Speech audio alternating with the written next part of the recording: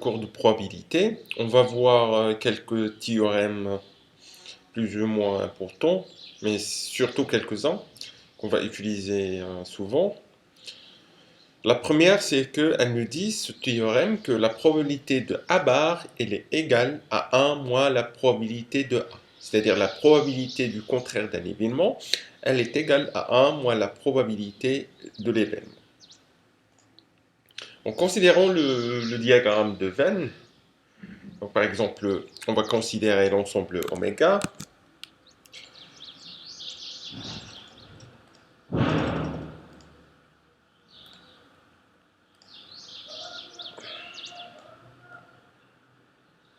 Donc on a un ensemble oméga. C'est ça oméga. Donc on aura un événement donné, par exemple un événement A donné.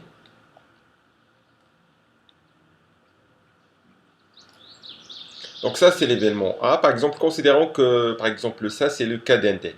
On va lancer un dé à 6 faces. Donc oméga, il se compose des éléments suivants de 1 jusqu'à 6. Ça ce sont les éléments de oméga. Donc on va lancer un dé à 6 faces équilibrées. Considérons par exemple l'événement A, c'est avoir un chiffre pair. Donc avoir un chiffre pair, c'est avoir le chiffre 2, le chiffre 4 ou bien le chiffre 6. Donc ça c'est oméga, le contraire d'oméga, de A. Il est constitué de quoi? Donc voilà le contraire de A, c'est tout élément qui n'appartient pas à A. Donc A bar sera composé des autres éléments, à savoir 1, 3 et puis 5. Donc quand on a un événement donné A, donc le complémentaire ou bien le contraire de A bar, donc ces deux ensembles vont nous constituer oméga. Donc un événement donné A, si je considère son contraire, A bar, c'est son complémentaire. C'est-à-dire si j'ajoute ces deux ensembles, je vais constituer oméga. C'est-à-dire, autrement dit, on a ici l'union de A et A bar.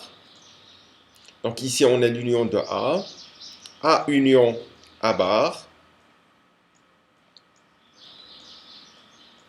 Elle est égale à combien? Elle est égale à oméga.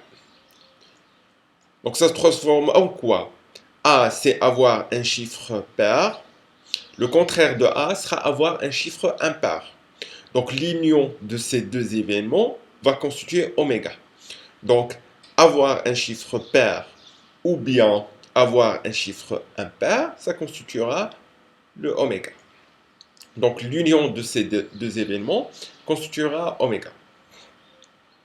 Donc si je veux calculer la probabilité de l'union de ces deux événements, donc je vais calculer la probabilité de A union A bar, elle est égale à la probabilité de oméga. On sait que la probabilité de oméga est égale à combien? Elle est égale à 1. Donc la probabilité de l'union d'un événement et son complément, son contraire, donnera toujours la valeur 1, oméga. C'est la probabilité de oméga. Donc on sait que la probabilité maintenant de A union A bar, elle est égale à oméga. Elle est égale à 1 plutôt. Elle est égale à la probabilité de oméga, elle est égale à 1. Donc on sait aussi que les événements A et A bar sont incompatibles. Il n'y a pas d'éléments dans A et dans A bar, toujours. Quand on a un événement, son complément ou son contraire ne contiendra jamais les éléments de l'ensemble donné, d'un ensemble donné. Ici, l'ensemble A contient les éléments 2, 4 et 6, donc son complément ne va jamais contenir un de ces éléments. Il sera toujours le contraire de cet ensemble. Donc ces deux événements, l'événement A et l'événement A bar, sont incompatibles. Donc s'ils sont incompatibles, je peux écrire la probabilité de l'union de ces deux événements en étant la somme des probabilités des deux événements. Donc la probabilité de l'union de A et A bar, elle sera égale à la probabilité de A plus la probabilité de A bar. Et elle est égale à 1. Parce qu'on sait que la probabilité de A union A bar, elle est égale à 1. Autrement dit, la probabilité de A ou bien de A bar, ça revient de même, elle est égale à 1 moins la probabilité de A bar. Ou bien la probabilité de A bar, elle est égale à 1 moins la probabilité de A. Donc ici, on a un petit exemple. Donc on nous demande de calculer la probabilité d'avoir au moins une fois pile en lançant 3 fois une pièce de monnaie. On va lancer une pièce de monnaie 3 fois.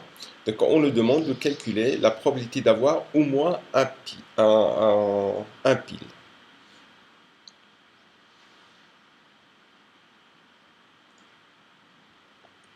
Donc notre événement, c'est quoi? C'est lancer 3 fois une pièce de monnaie. Donc quels sont les résultats qu'on a? Les résultats possibles tout d'abord qu'on a. Donc on va lancer premièrement la pièce de monnaie. On pourra avoir un face ou bien un pile. Si on a un face pendant le premier lancer, pendant le deuxième lancer, on aura ensuite soit un face, soit un pile. Ici aussi, si on a obtenu un pile pendant le premier lancer, donc on aura soit un face ensuite, soit un pile. Donc vous connaissez maintenant comment travailler avec l'arbre de décision. Donc on a ici, si on a un face, on aura ensuite dans le premier lancer, le troisième lancer, soit un face ou bien un pile. Ici, on aura aussi un face ou bien un pile. Ici aussi, on aura un face ou bien un pile. Et ici aussi un face ou bien un pile. Donc ce premier résultat là, c'est quoi? Le premier résultat, c'est avoir face, face.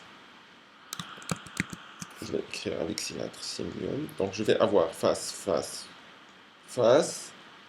Ensuite, ou bien face, face, pile. Ou bien face,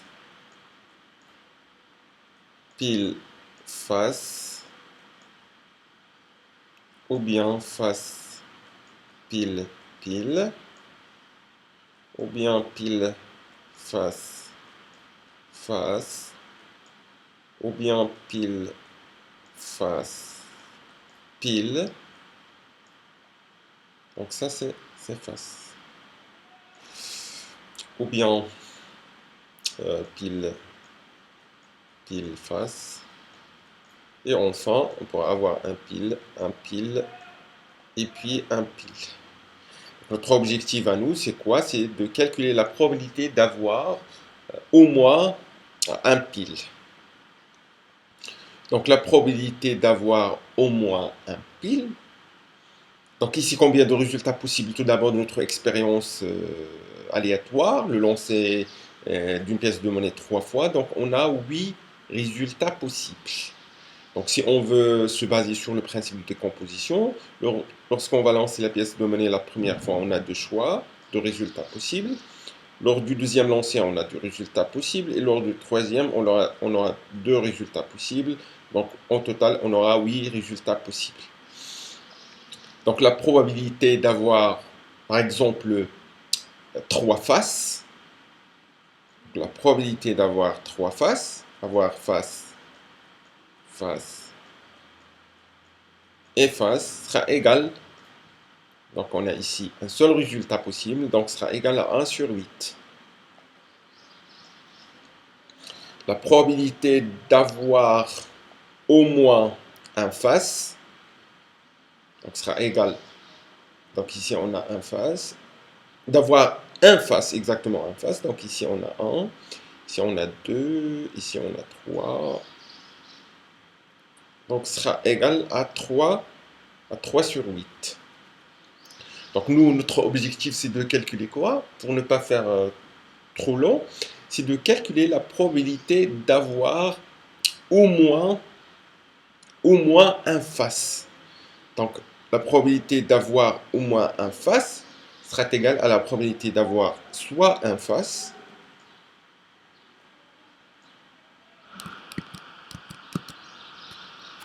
ou bien commençons avec oméga. Donc maintenant, si je veux calculer la probabilité de oméga. Donc la probabilité de oméga, on sait qu'elle est égale à combien? Elle est égale à 1. Donc lorsque je vais lancer ma pièce de monnaie 3 fois, il se peut que j'ai 0 fois un pile, ou bien une fois un pile, ou bien 2 fois pile, ou bien 3 fois avoir pile. Donc la probabilité de oméga, elle est la probabilité d'avoir, donc je vais écrire 0 pile, plus la probabilité d'avoir un pile, plus la probabilité d'avoir 2 piles, plus la probabilité d'avoir 3 piles. Et elle sera égale à 1. Donc obtenir au moins un pile, c'est cette partie-là.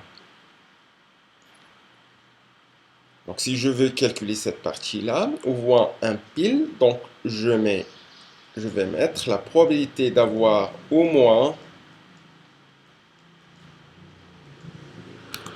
ou bien je vais écrire d'avoir un pile au plus, elle sera égale à 1 moins la probabilité d'avoir 0 pile.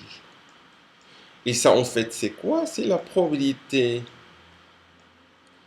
d'avoir A, elle est égale à 1 moins la probabilité de A bar. Donc, le contraire d'avoir au moins un pile, c'est d'avoir aucun pile. Donc, je peux calculer la probabilité d'avoir au moins un pile en calculant la somme de ces probabilités. Donc, la probabilité d'avoir au moins un pile, donc un pile ou bien plus, donc sera égal, donc avoir un pile, il est composé de combien? Donc l'élément avoir un pile, je vais calculer ici, au moins un pile, il est composé des éléments suivants, il est composé des éléments F, F, F, F, P, donc il est composé, donc je vais les citer ici, donc les éléments de l'ensemble avoir au moins un pile, c'est cet ensemble, c'est cet élément, plus cet élément, plus celui-là, plus celui-là, plus celui-là, plus celui-là, plus celui-là. Autrement dit, ici, on a 8 éléments. On a 7 éléments. Donc les éléments qui composent l'ensemble avoir au moins un pile sont au nombre de 7. Donc le cardinal que je vais noter A, avoir seulement un pile, au moins un pile, il est égal à 7. Donc si je veux calculer la probabilité d'avoir au moins un pile, qui est la probabilité de A, égale au cardinal de A, qui est égal à 7, sur le cardinal de oméga, qui est égal à 8. Et ça nous fera 7 sur 8. Autrement dit, je peux me baser sur le complémentaire de A. Donc ça, on a dit qu'on va noter cet élément, cet ensemble, cet événement, on va l'appeler A.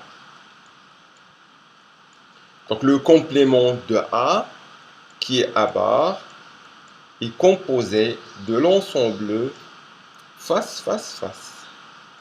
C'est-à-dire n'avoir aucun pile. Et il est composé d'un élément. Donc la probabilité de A bar, elle est égale à 1 sur 8. Donc je peux calculer la probabilité de A, avoir au moins un pile, comme étant 1 moins la probabilité de A bar sera égale à 1 moins 1 sur 8 et sera égal à 7 sur 8. Donc ça peut nous faciliter les calculs. Donc cette relation-là, elle peut nous faciliter les calculs. Si je veux calculer la probabilité d'un événement, si il est simple de calculer la probabilité de son complémentaire, donc je calcule la probabilité de son complémentaire ou bien de son contraire, c'est la même chose. P de A bar, c'est le contraire de A et c'est le complément de A, parce qu'on complémente oméga. Donc, parce qu'on peut avoir l'ensemble oméga en joignant les éléments de A et de A bar. Donc, ils sont complémentaires et ils sont contraires. C'est-à-dire A, son contraire, c'est A bar. Donc, si j'arrive à calculer la probabilité de A bar, je peux en déduire facilement celle de A.